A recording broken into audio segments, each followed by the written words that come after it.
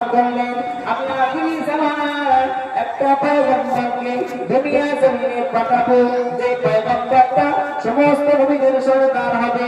এই সময় আল্লাহর কাছে দোয়া করে, রব্বুল আলামিন আল্লাহ পাক আপনার আখিরি জামানার পয়গম্বরকে আমার রাতের মধ্যে পাঠান। দিন আল্লাহ করে দোয়া করে, ও রব্বুল আলামিন আল্লাহ আপনি আপনার আখিরি জামানার পয়গম্বরকে আমার দিনের মধ্যে পাঠান, আমার দিনের মধ্যে পাঠান। আমার আল্লাহ পাক দুজনের মাকে কবুল করে নিয়ে রাতের শেষে এবং দিনের শুরুতে শুধু সাদিকের সময় আমার আল্লাহ পাক তিনার আখিরি জামানার পয়গম্বরকে দুনিয়া জমিনে পাঠাইলেন। জোরে হবে না সুবহানাল্লাহ।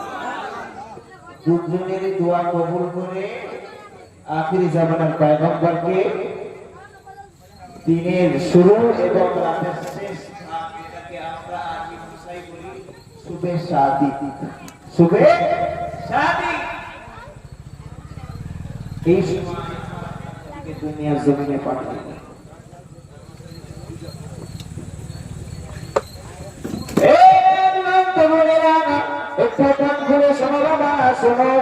দুনিয়ার জমিনে যখন আমার আপনার নবী বিশ্ব নবী রাহমাতাল লিল আলামিন আসিলেন, আসার পরে আমিনার পুরে ঘর নূরে আলোয় আলোকিত হয়ে গেল।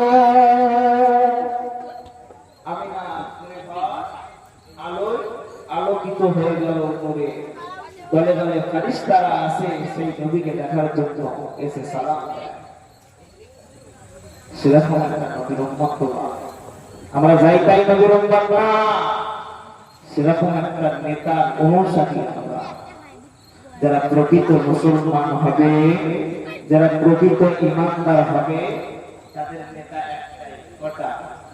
একটাই নেতা, আর সেই নেতা হলো দোজাহানের নেতা মুহাম্মদুর রাসূলুল্লাহ সাল্লাল্লাহু আলাইহি ওয়াসাল্লাম।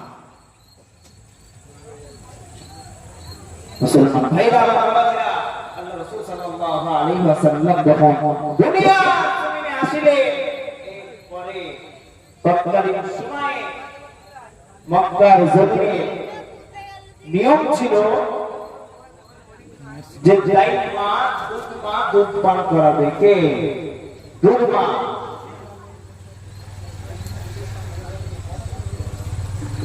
তো মদিনার জমিন থেকে অন্যান্য জায়গা থেকে অনেক নারী যারা এসে বড় বড় সন্তানগুলোকে বা আপনি খেয়াল করে বড় বড় সন্তানগুলোকে যে জায়গা নিয়ে চলে যাচ্ছে, কারণ বর্তমানে সময় দুধ পান করাবে অন্য দাইমা, আর যে দাইমা দুধ পান করাবে সেই মাকে ওই সময়ে দিন সহ কিছু টাকা দিতে হয়, দিতে হতে হয়। তো সবাই ছেলেদেরকে নিয়ে রওনা দিয়েছে, আর দাইমা হালিমা সাদিয়া তিনিও একসাথে রওনা দিয়েছেন। তিনি যে গাধা করে আসছিলেন মক্কা জমিনে, সেই গাধাটা বাপরে রেওয়ায় এসেছে ঘোড়া, বড় দুর্বল ছিল, বড় দুর্বল, আসতে পারে না। মুসলমান ছেলেমেয়েরা, আপনারা তরুণেরা একটু কান খুলে শুনবেন বাবা। দুর্গা হালিমা সাদিয়া যখন মক্কা জমিনে প্রবেশ করলো, ওই সমস্ত নারীগুলো বলতে লাগলো, এ হালিমা সাদিয়া আর মক্কা জমিনে যেও না, আর মক্কা জমিনে যেও না, কেননা মক্কা জমিনে যত সন্তান ছিল সমস্ত সন্তানগুলোকে আমরা নিয়ে চলে এসেছি, কিন্তু একটা সন্তান আছে, তার নাম হলো আব্দুল্লাহ, বড় গরিব তারা, সে জন্ম নেওয়ার আগে, সে জন্ম নেওয়ার পূর্বে আব্দুল্লাহ দুনিয়া জমিন থেকে বিদায় নিয়ে নিয়েছে। আব্দুল্লাহ দুনিয়া জমিন থেকে বিদায় নিয়ে নিয়েছে। তাকে যদি তুমি লালন পালন করো, তাকে যদি তুমি লালন পালন করো, একই তুমি গরিব, তাকে ভালো করে লালন পালন করতে পারবে না। আর দ্বিতীয়ত তাকে যদি নিয়ে আসো, তুমি যেই বাড়ি থেকে নিয়ে আসবে সেই বাড়িওয়ালা কিছু দেওয়ার ক্ষমতা তার নাই, কিছুই দিতে পারবে না, এরকম পরিস্থিতি। তো তুমি তোমার বাড়ির দিকে ফিরে যাও। আম্মা বাবা মনে বড় কষ্ট নিয়ে, মনে বড় দুঃখ নিয়ে আব্দুল্লাহ ঘরে ঢুকতে লাগলো। আব্দুল্লাহ ঘরে ঢুকতে লেগে সে এমন কিছু দেখতে পেল, বর্ণনা করতে করতে বলল, আমি যখন আব্দুল্লাহ ঘরে ঢুকলাম, আব্দুল্লাহ ঘরে ঢুকে দুই সন্তানের মুখটা দেখতে পেলাম। আকাশের চাঁদেও যদি দাগ করতে পারে, কিন্তু আব্দুল্লাহ মুহাম্মাদের মুখের মধ্যে কোনো দাগ নাই। আকাশের চাঁদে দাগ থাকতে পারে, কিন্তু আব্দুল্লাহর বেটা মুহাম্মাদে কোনো দাগ না। এত সুন্দর দেখতে, এত সুন্দর দেখতেছিলেন। আর আমরা এই দুনিয়া জমিনে কিছু সুন্দর 10:35 হচ্ছে। নটা দিয়ে উঠে বললে তো 9টা থেকে। তো 100% সৌন্দর্য আল্লাহ পাক বলে আমার আপনার নবী বিশ্ব নবী রহমাতাল লিল আলামিন তিনাকে দিয়েছিলেন। আর বাকি 1% আলাইহিস সালাতু ওয়াস সালাম কে আল্লাহ সৌন্দর্য দিয়েছিলেন। আমরা এর আগে যে ইউসুফ আলাইহিস সালাম এত সুন্দর দেখতে ছিলেন, যাকে দেখে মিশরের নারীরা দেখে পাগল হয়ে গিয়েছিল, যারা নিজেদের আঙুল কাটতে শুরু করেছিল। কথা ঠিক কিনা বলছো? এই কারণে ইউসুফ আলাইহিস সালামকে আল্লাহ পাক এত সুন্দর বানিয়েছিলেন, কিন্তু তার কাছে ছিল 1%, 98% ছিল নবী রহমাতাল লিল আলামিন কে আল্লাহ পাক দিয়েছিলেন। আর বাকি 1% বাপ দেখে দর্শনী আল্লাহুম্মা সাল্লি আলা সাইয়্যিদিনা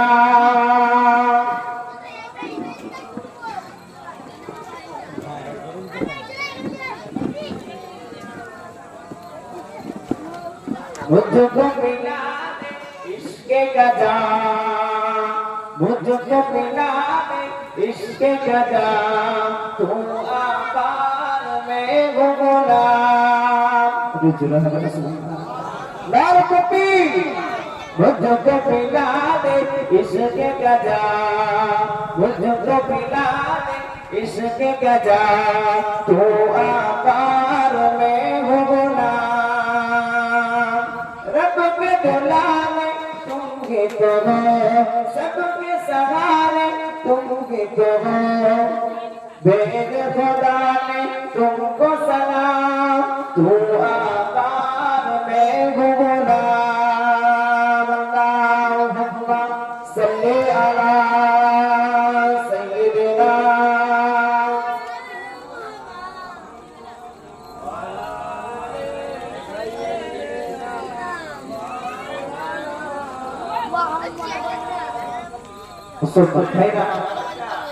যে কথা বলছিলাম,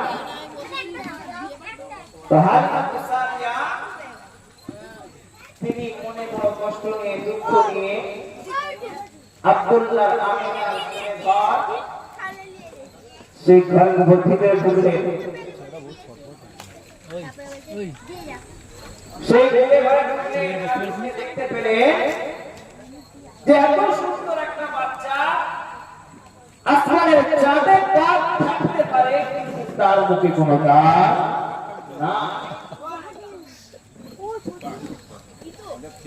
এটা হালিমাতু সাদিয়া রাদিয়াল্লাহু আনহা, তিনি কি করলেন, ওই বাচ্চাকে নিয়ে উটের উপরে উঠলেন, আর বাচ্চাকে নিয়ে শিশুনবী হযরত মুহাম্মদ সাল্লাল্লাহু আলাইহি ওয়াসাল্লামকে নিয়ে তিনি তিনার বাড়ির দিকে রওনা দিলেন। বাড়ির দিকে রওনা দিলে যখন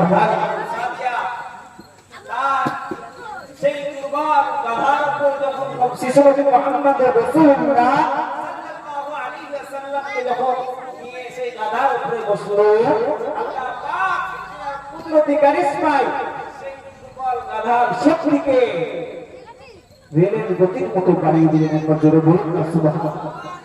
এত ক্ষমতা দিলেন, এত ক্ষমতা দিলেন সেই গাধা, দুর্বল গাধা। যে হাজরা শিশু নবী হযরত মুহাম্মদ সাল্লাল্লাহু আলাইহি ওয়াসাল্লামকে তিনার বাড়িতে নিয়ে গেলেন এবং বাড়িতে যত ছাগল ছিল যে সমস্ত ছাগলরা না খেতে যারা দিতে পারত না, আল্লাহ রাসূল সাল্লাল্লাহু আলাইহি ওয়াসাল্লাম যখন হালিমা সাদিয়া রাদিয়াল্লাহু তাআলা আনহার বাড়ির মধ্যে প্রবেশ করলেন, সঙ্গে সঙ্গে আল্লাহ পাকের কুদরতি কারিশমায় সেই সমস্ত আল্লাহ পাক দুধ দিয়ে ভরিয়ে দিলেন। একবার জোরে বলুন না সুবহানাল্লাহ। সেই নবীর উম্মতরা, সেরকম একটা নবীর উম্মত আমরা। কথা বুঝে আসছে না? আল্লাহ পাক দুনিয়ার জমিনকে যখন সৃষ্টি করেছিলেন, এই সৃষ্টি করার পরে যে সমস্ত নবী আলাইহিস সালাতু ওয়াস সালামরা এসেছিলেন দুনিয়ায়, কাউকে একটা জেলার নবী, কাউকে থানার নবী, কাউকে গ্রামের নবী, কাউকে অঞ্চলের নবী, লক্ষ লক্ষ নবীকে আল্লাহ পাক এই দুনিয়ার জমিনে পাঠিয়েছিলেন। আমার আপনার নবী বিশ্ব নবী রাহমাতাল লিল আলামিনকে আল্লাহ পাক জাহানের নবী করে এই দুনিয়ার জমিনে পাঠিয়েছেন। একবার জোরে বলুন সুবহানাল্লাহ। মুসলমান ভাইরা, যে আল্লাহ এত মর্যাদা দিয়েছিলেন, বাপ আদম আলাইহিস সালাতু ওয়াস সালাম, নবী আদম আলাইহিস সালাতু ওয়াস সালাম আল্লাহ পাক আদমকে সৃষ্টি করে, সৃষ্টি করার পরে আদম আলাইহিস সালাতু ওয়াস সালামের বাম পাদর থেকে হাওয়া আলাইহিস সালাতু ওয়াস সালামকে সৃষ্টি করে। শুনেন না শুনেন না? এই কথা মানে সৃষ্টি করে, এরপর দুজনকে জান্নাতের মধ্যে রাখে, রাখার পরে আল্লাহ পাক বলেছিলেন, হে হাওয়া, আদম, তোমরা দুজনে এই জান্নাতের মধ্যে যত নিয়ামত আছে, যত নাজ নিয়ামত আছে, তোমরা উপভোগ করতে পারবে, সমস্ত কিছু তোমরা খেতে পারবে, নিতে পারবে, ব্যবহার করতে পারবে। সামনে একটা গাছ আছে যার নাম হলো কদম ফলের গাছ। কিসের গাছ? এই কথা বলে কদম ফলের গাছ। এই গাছের ফল তোমরা খেতে পারবে না, আমি আল্লাহ পাকের অর্ডার, আমি আল্লাহ পাকের বিশেষ, তোমরা এটা খেতে পারবে। কিন্তু আদম আলাইহিস সালাতু ওয়াস সালাম এবং মা হাওয়া তিনারা শয়তানের ওয়াসওয়াসায় পড়ে, শয়তানের ধোঁকায় পড়ে সেই ফলকে খেয়ে নিয়েছিল। খেয়েছিল না খেয়েছিল না? খেবার পরে আদম আলাইহিস সালাতু ওয়াস সালামকে আল্লাহ পাক এই দুনিয়ার জমিনে কি করে? পাঠিয়ে দেয়, ফেলে দেয় এবং মা হাওয়াকে তার সাথে এই দুনিয়ার জমিনে পাঠিয়ে দেয়। যদি ওই দিন আদম আলাইহিস সালাতু ওয়াস সালাম তিনি গন্ধম ফলের গাছ, এই গন্ধম গাছের ফল যদি না খেত, তাহলে আজ পর্যন্ত আল্লাহ পাক সমস্ত মানব জাতিকে, সমস্ত সৃষ্টি জীবকে আল্লাহ পাক ওই জান্নাতের খাবার খাওয়াতেন। একবার জোরে বলুন সুবহানাল্লাহ। আল্লাহ নবী আদম আলাইহিস সালাতু ওয়াস সালাম আল্লাহ পাক যখন আদম নবীকে দুনিয়া জমিনে পাঠিয়ে দিলেন, আদম নবীকে যখন দুনিয়া জমিনে পাঠিয়ে দিলেন, আদম নবী আল্লাহ পাকের কাছে দোয়া করে, ও রব্বুল আলামিন, আল্লাহ পাক আমি আদম অনেক বড় ভুল করে ফেলেছি, আপনি আমাকে মাফ করে দেন, আপনি আমাকে ক্ষমা করে দেন। এই সময় আদম নবী একদিন নয়, দুই দিন নয়, 300 বছর আল্লাহ পাকের কাছে দোয়া করেছিলেন, আল্লাহ পাক আপনি আমাদেরকে ক্ষমা করে দেন, আপনি আমাদেরকে মাফ করে দেন। এই সময় আদম আলাইহিস সালাতু ওয়াস সালাম মনে মনে করতে লাগলেন, আমি যখন জান্নাতের মধ্যে ছিলাম, জান্নাতের মধ্যে থেকেছিলাম, একটা ইটের মধ্যে লেখা আছে লা ইলাহা ইল্লাল্লাহ, অপর ইটের মধ্যে লেখা আছে মুহাম্মাদুর রাসূলুল্লাহ। আদম আলাইহিস সালাতু ওয়াস সালাম ওই কথাটা ভেবে দোয়া করতে করতে আল্লাহ পাকের কাছে দোয়া করলেন, ও রব্বুল আলামিন, আল্লাহ আপনি আমার দোয়াটাকে মুহাম্মাদুর রাসূলুল্লাহর সিনায় কবুল করে নেন। এই সময় আমার আল্লাহ পাক নিয়ে দেয়, হে নবী আদম, একদিন নয় দুই দিন নয়, তোমার 300 বছরের দোয়াকে আমি আল্লাহ পাক কবুল করি নাই, কিন্তু আজকের দিনে এমন একটা মানবের তোমরা অস্বীকার করে ফেলেছো, আমি আল্লাহ পাক দোয়া কবুল না করে থাকতে পারি না।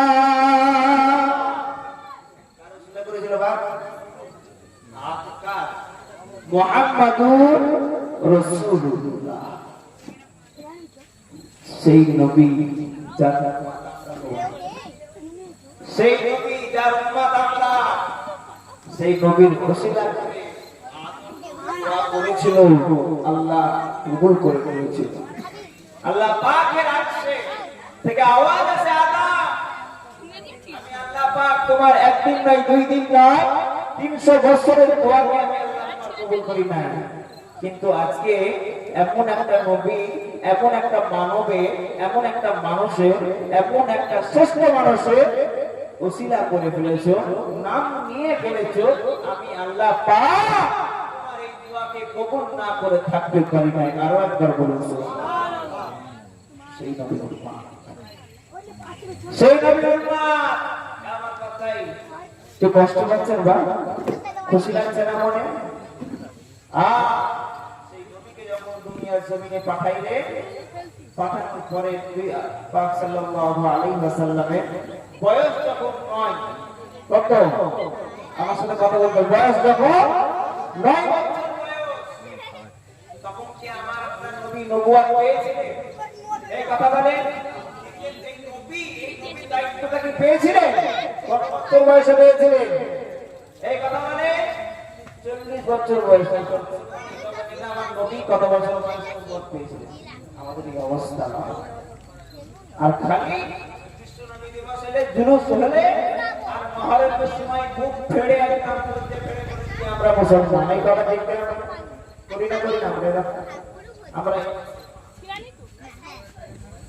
দাওয়া আপনাদের বিশ্ব নবী রাহমাতুল লিল আলামিনের বয়স যখন প্রায়, সেই সময় মক্কা জমিনের পানি বড় অভাব পড়ে গিয়েছিল। কিসে? পানি বড় হাহাকার পড়ে গেছে। পানি পশু পাখি মারা যাচ্ছে, মানুষ হাহাকারে পড়ে গেছে, পানি নাই মক্কা জমিনে। কোথায় পানি না? সেই সময় আমার আপনার নবী বিশ্ব নবী রাহমাতুল লিল আলামিনের আবু জেহেল, উতবা, সাইবা সময়ে মক্কা জমিনে নেতা ছিলেন, খাদ্যমন্ত্রী, প্রধানমন্ত্রী, রাষ্ট্রমন্ত্রী, ওরা ছিলেন। তৎকালীন সময়ে যদি কোন কিছু যাওয়ার হতো, ওই সময় নেতারা বালতি বালতি রক্ত নিয়েছে কাবা শরীফের কাছে রাখতো, আর তাতে হাত দিয়ে তারা খালি জিকির করতে রাখতো, পানি দাও পানি দাও পানি দাও, এরকম করে জিকির। তো প্রতিদিনের নয়, নবীর চাচা আবু তালিব যাই সেখানে পানি চাওয়ার জন্য। আবার আপনার বিশ্ব নবী দিকে খেয়াল করলেন যে আমার চাচা প্রতিদিন সকালবেলায় কোথায় দাঁড়িয়ে যায়? আমার চাচা প্রতিদিন সকালবেলায় কোথায় দাঁড়িয়ে যায়? ফলো করতে করতে করতে করতে একদিন নবী পাক সাল্লাল্লাহু আলাইহি ওয়াসাল্লাম চাচাকে জিজ্ঞাসা করে, চাচা, আমার চাচা আপনি প্রতিদিন এই সকালবেলা ভোরের সময় কোথায় চলে যান? ওই চাচা আবু তালিব বলে, হ্যাঁ ভাতিজা মুহাম্মদ, তুমি কি জানো না মক্কা জমিনে পানির বড় অভাব, পানি না, এই যে পানির জন্য পশু পাখি যাদের জান প্রাণ হারিয়ে ফেলেছে, পানি না। তো আমরা সকল নেতা মিলে আমরা যাই পানি চাওয়ার জন্য, যাতে পানি হয়।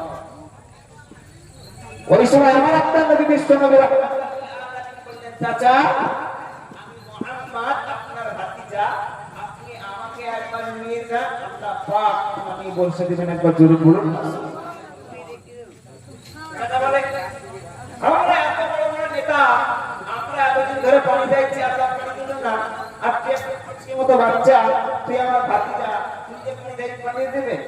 হতেই পারে না। আল্লাহ রাসূল সাল্লাল্লাহু আলাইহি ওয়াসাল্লাম অনেক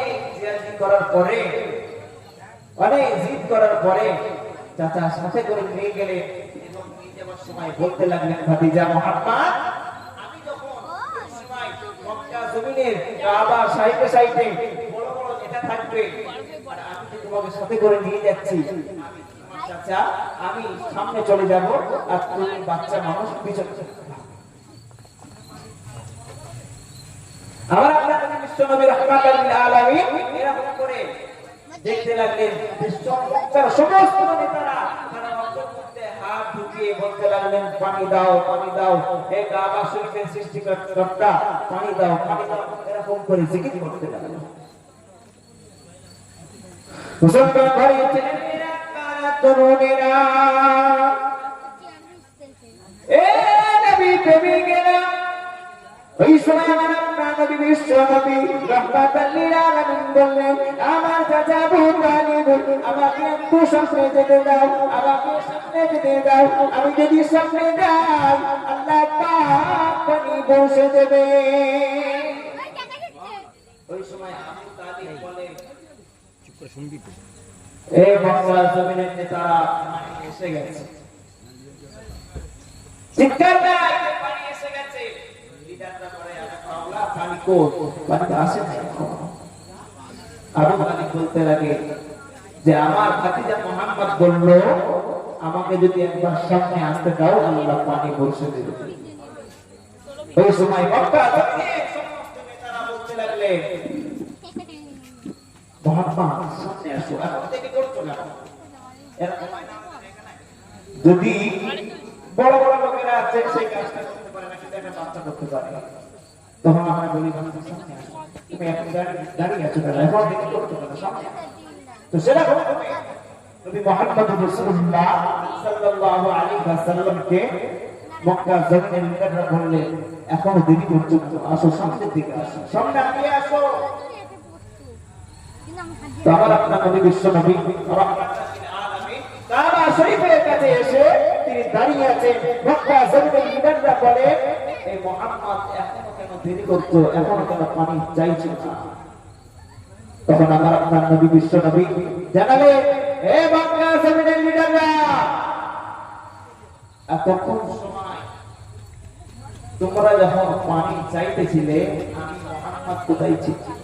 নবী বলতেন, যে মক্কা জমিনের লিডাররা তোমরা এতক্ষণ সময় পানি চাইছিলে আমি মুহাম্মদ কোথায় ছিলাম? লিডাররা বলে, কেন তুমি আমাদের পিছনে ছিলে? নবী আবার প্রশ্ন করছেন, এই লিডাররা মুহাম্মদ এখন কোথায় আছে? বলছে সামনে আছো। তুমি এখন সামনে আছো?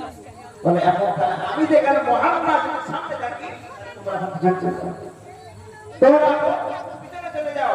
দেখে এই সময় 9 বছর বয়সে আমার আপনার নবী বিশ্বনবী সমস্ত লিডারের আল্লাহ পাক তাকে ইমাম বানিয়ে দিয়েছেন। একবার জোরে বলুন রাসূলুল্লাহ। এই মুসলমান ভাইরা আমার বাবাজির কথা করে শুনে গেছি। ওই সময় আমার আপনার নবী বিশ্বনবী রাহমাতুল লিল আলামিন তিনি কাবা শরীফের কাছে গেলেন। কাবা শরীফের কাছে গিয়ে আল্লাহ নবী বিশ্বনবী রাহমাতুল লিল আলামিন তিনার চেহারা মুবারকটা একবার আল্লাহ পাকের আসমানের দিকে তুললেন। হালকা করে চেহারাটা আল্লাহ পাকের আসমানের দিকে তুললেন। কোথায় তুললেন? আসমানের দিকে তুললেন। সঙ্গে সঙ্গে আল্লাহ পাকের আসমানে মেঘ জমা হওয়া শুরু হয়ে গেল। যখন আস্তে করে আসমানের দিকে তুললেন, আসমানের মধ্যে বাদল অর্থাৎ মেঘ জমা হওয়া শুরু হয়ে গেল। একবার জোরে বলুন সুবহানাল্লাহ। আপনারা ভাইজান আমার বাবাজিরা একটু কান খুলে শুনি। দ্বিতীয়বারে যখন আমার আপনার নবী বিশ্বনবী রাহমাতুল লিল আলামিন তিনার চেহারা মুবারকটা আসমানের দিকে তুললেন, রিমঝিম করে পানি তার সাথে শুরু হয়ে গেল। দ্বিতীয়বারের মতো যখন আমার আপনার নবী বিশ্বনবী আবার তিনার চেহারা মুবারকটা আসমানের দিকে তুললেন, আল্লাহ পাক ধুমধাম করে দুনিয়া জমিনে পানি বসে দিবে। নবী আমার প্রথমবার তার চেহারাটাকে আসমানের দিকে তুলেছে, মেঘ জমা হওয়া শুরু হয়ে গেছে। দ্বিতীয়বার আবার যখন নবী আমার চেহারাটাকে আবার আসমানের দিকে তুললে রিমঝিম রিমঝিম করে পানি আল্লাহ পাক দুনিয়ায় বর্ষে দিলেন। দ্বিতীয়বার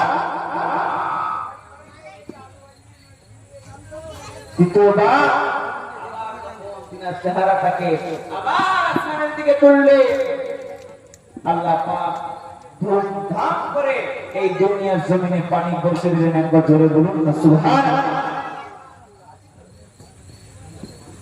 নবী এই 9 বছর বয়সে এরকম একটা কেরামতি দেখলেন, যেখানে মক্কা জমিনের লিডাররা হয়ে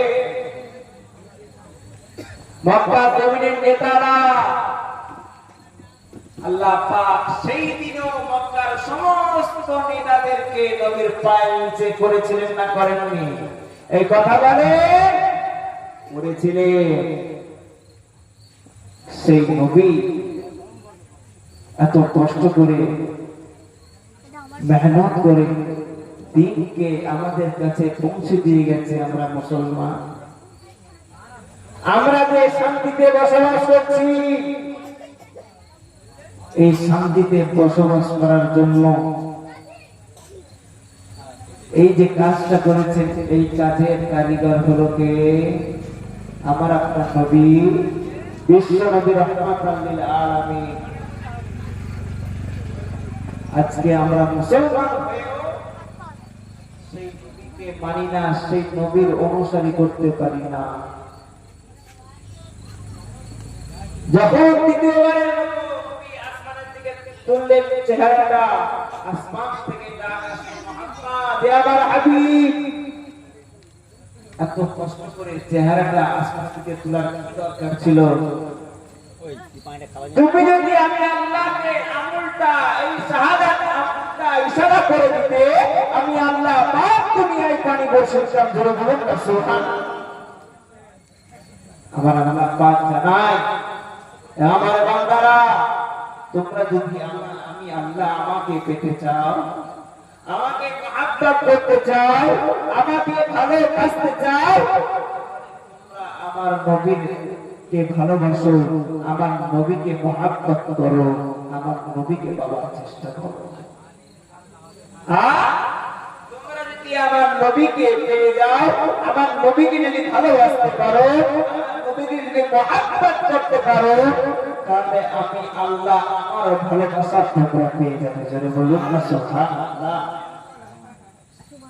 আল্লাহ পাক জানায়, আমার বান্দারা, আমার হাবিবকে যদি তোমরা কষ্ট দিয়েছো, আমার হাবিবকে যদি তোমরা দুঃখ দিয়েছো, তাহলে মনে করে রেখে দিও, আমার হাবিব কষ্ট পাওয়া, আমার হাবিব দুঃখ পাওয়া মানে আমি আল্লাহ কষ্ট পাওয়া, দুঃখ পাওয়া। আর একটা জিনিস মনে করে রেখো, আমি আল্লাহ, আমাকে যদি তোমরা কষ্ট দাও, তাহলে বুঝতেই পারবে তোমার পরিণতিটা কি হতে পারে। মুসলমান ভাইরা, আমার বাবাজিরা, আসুন আমরা নিজেরা তওবা করে সেই আল্লাহর রাস্তায় ফিরে যাই। এই ঘটনা শোনাবো নয়, এই ঘটনা শোনাবো নয়, এই শুনে এরকম হতে হবে। আজকে আল্লাহ পাক আমাকে আপনাকে এত সুন্দরভাবে নিয়ামত দিয়েছে। এলাকার কি চুলকানি গুনার ওরকম আছে নাকি জিজ্ঞাসা করেন।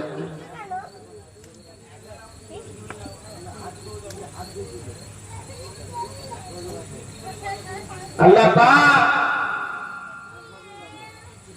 আমাকে আপনাকে এত বড় নিয়ামত দিয়েছে, এত নিয়ামত দিয়েছে।